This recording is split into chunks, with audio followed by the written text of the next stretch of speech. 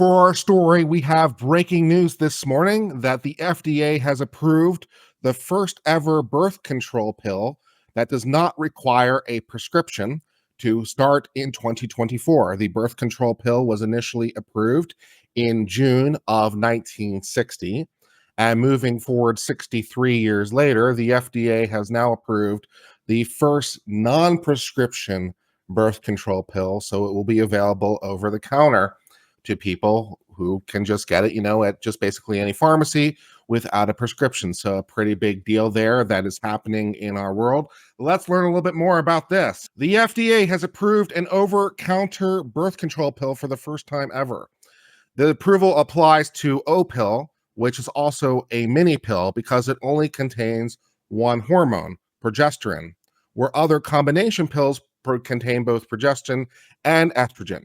So this is a lower dose, a lower hormone pill. So hopefully provides fewer complications, which is at least one of the reasons that the FDA had been concerned about the birth control pill in the past, because obviously when you're giving people hormones, that can have all kinds of side effects and can provide some problems for some people. And some people respond better to lower hormone pills. And this is one such pill that has now been approved.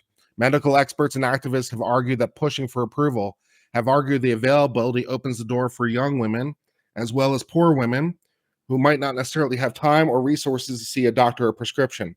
And as a person who has had difficulty getting access to doctors in his own right, just because getting a new doctor and getting someone to actually see you can be somewhat of a challenge under some circumstances, I would imagine even women who might have access to doctors could have potential actually getting access to those doctors. So this would allow people to just get something off the shelf right next to their Tylenol, and they can just get it, whatever. And also would apply for people, of all ages and all backgrounds. So it provides an option. Of course, it won't necessarily be covered by any sort of insurance, although it might be. Your insurance might vary, but you'd have to, of course, submit for a reimbursement after the fact, depending on the circumstances. Although, of course, you could use a health savings account to use pre-tax money to pay for it if you are so inclined. So there are options, but it will be available for women over the counter. A doctor who is the director of the FDA Center for Drug Evaluation Research said, today's approval marks the first time the non-prescription daily oral contraceptive will be an available option for millions of people in the United States. The actual rollout to occur in 2024. The FDA saying that when used as directed, daily oral contraception is safe and expected to be more effective than currently available non-prescription contraceptive methods in preventing unintended pregnancy, which would principally be barrier method, such as condoms. And so condoms have a higher fail rate, especially because they often are not used perfectly. The O-pill is different from other oral contraceptives in that it only contains the one hormone, progestin, which is not necessarily unique to this particular pill, but it is a factor of this pill. So many of the birth control pills have used estrogen or used a combination of estrogen and progesterone, and this pill is just the progestin. So hopefully having fewer side effects because it is less hormonal. The Perrigo company, who is based in Dublin, who makes the mini pill, will make it to store shelves and online retailers beside aspirin and Tylenol and other stuff and melatonin, at least in the United States, incidentally. Melatonin is prescription in some countries, which may come as a surprise to some Americans, but it is. So it will be available along those things sometimes between January and March of next year. So this mini pill apparently has something like a 97% effectiveness rate. Other oral contraceptives can be a little bit more effective with a more like a 99% acceptance rate. And it has to be taken at the same time every day within plus or minus about 3 hours or so.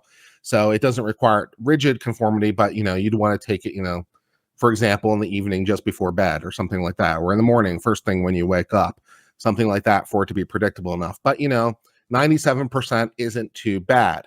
It's not necessarily, that's a pretty good rate. And so, with a little bit of other care, you obviously can drive that rate up. So should provide some protection to some people. The president of the pharmaceutical company said today marks a truly momentous day for women's health nationwide. Opill has the potential to radically transform women's access to contraceptive. Yeah, I mean, it's a pretty big deal. When the contraceptive pill first dropped in June of 1960, it was a pretty big deal. And there's been a lot written and thought about how the pill changed humanity and changed the nature of human nature, because it was a pretty big deal, and how it changed humanity and changed the nature.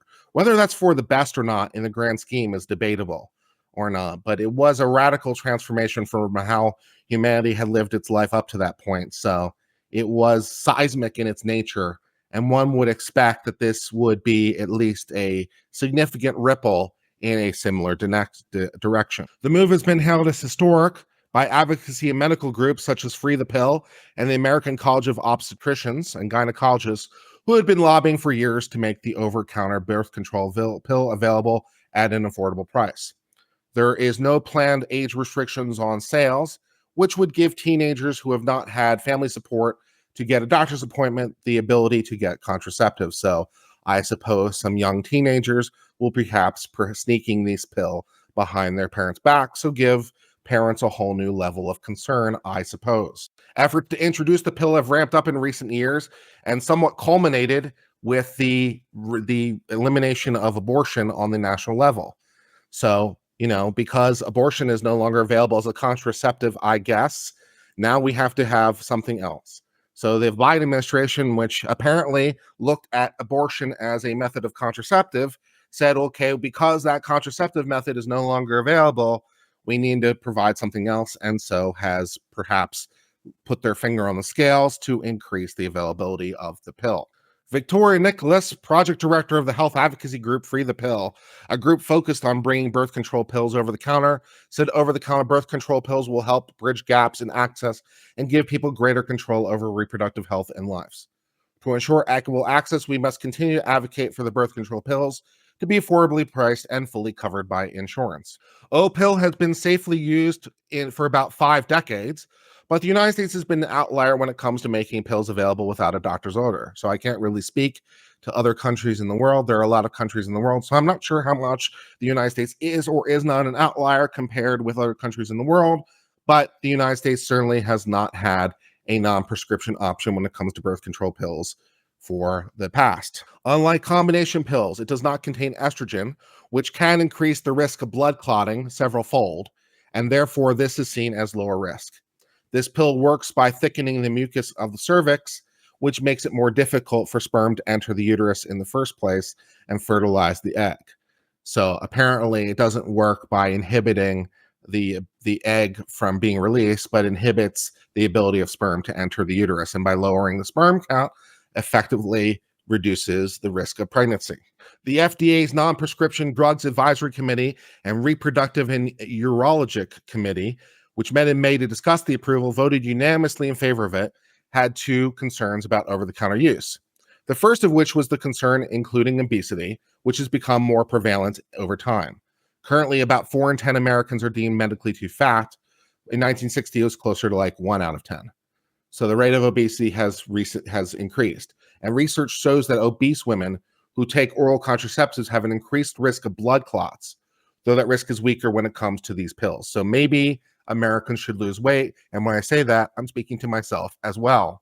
Agency officials said although the original clinical trials for the tablet do not present data based on weight or BMI, the prevalence of obesity in adults in the United States has changed dramatically since the original clinical studies were conducted over 50 years ago. The degree to which these pills are diminished in individuals who are overweight or obese remain unknown. FDA officials also worry that making the pill available without prescription could eliminate the opportunity for doctors to explain to patients the importance of taking the pill within the same 3-day window of time, raising the risk of missed dose. Yeah, this has been a bit of a thing, and I think really part of the problem, the doctors didn't want to give up the control over the pill because they wanted to, examine women and lecture women and control women to some degree as well.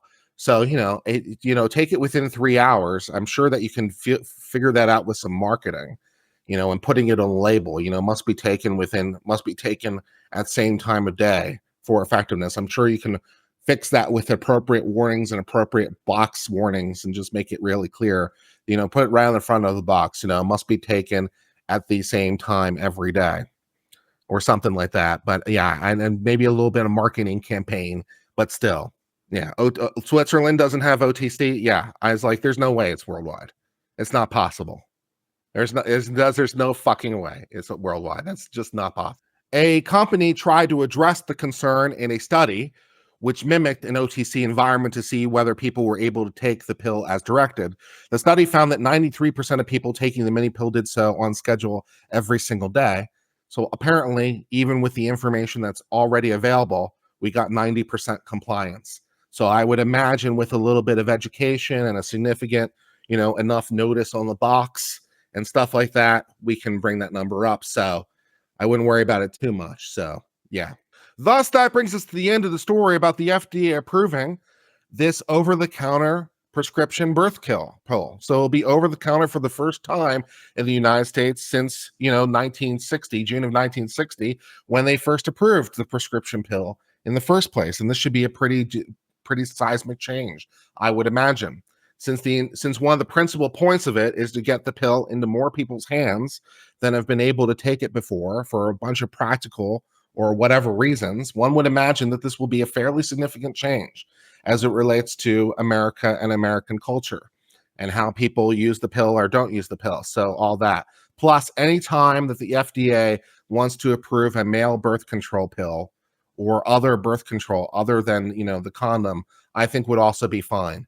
The women have had these abilities for 63 years.